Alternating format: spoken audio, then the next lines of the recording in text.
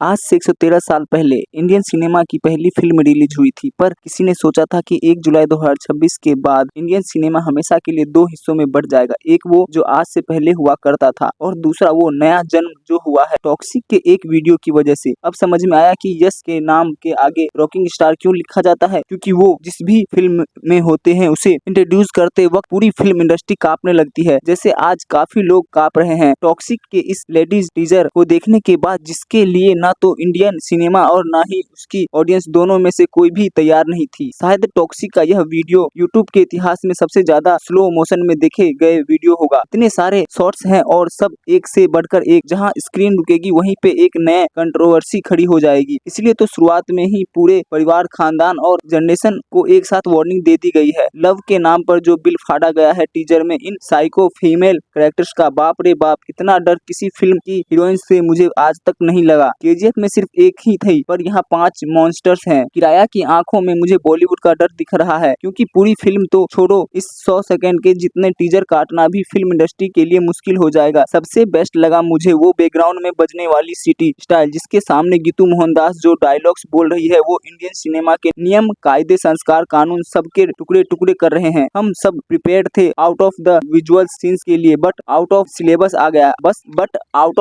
आ गया है। टीजर में गीतू का नरेशन ऐसे शब्द बोले जो बोलना तो छोड़ो, सुनने में भी शर्म आ रही है। नोटिस किया, सिर्फ एक सीन के लिए तारा को खुलेआम दिखाया है और उतने में ही समझ आ गया कि कैसे बॉलीवुड ने भारी गलती कर दी एक तगड़ी एक्टर से अच्छा काम कराने में। और रुकमनी फायर नहीं, वर्ल्ड फायर लग रही है। क्या स्ट्रॉन्ग ऑरा लेकर आई है ना अपने साथ, कांटे की टक्कर होगी इनकी। हुमा कुरैशी की डार्क वाइब्स के साथ इस हंसी पे लाशें बिछ जाएगी। बाय द वे, नयनतारा तो एकदम बैटमैन की कैट वुमन जैसी वाइब दे रही है, लेकिन असली इंटरनेशनल सिनेमा तो एकदम लास्ट में शुरू होता है। यश वर्सेस अधिया से ज्यादा इंटरेस्टिंग लग रहा है यश वर्सेस हसीना का फेस ऑफ। यश ने जो वन लाइनर बोला है, अगर उसका रियल मीनिंग आपको समझ नहीं आया तो बंद कर दो वीडियो, पोगो देखो। और संदीप वांगा को कबीर सिंह के लिए इतना सब झेलना पड़ा, तो यश और उनकी डायरेक्टर को सिर्फ इस टीजर की वजह से कम जेल तो जाना ही पड़ेगा। वैसे क्या मस्त स्टाइल लग रहा है ना यश का, जीरो एफर्ट एटीट्यूड, मर्द हो या औरत दोनों के बीच का अंतर खत्म कर दिया है। जो सामने आएगा पेला जाएगा। धांसू एक्शन किया है विदेशी हसीनाओं ने, जिसको डिजाइन किया है जॉन विक के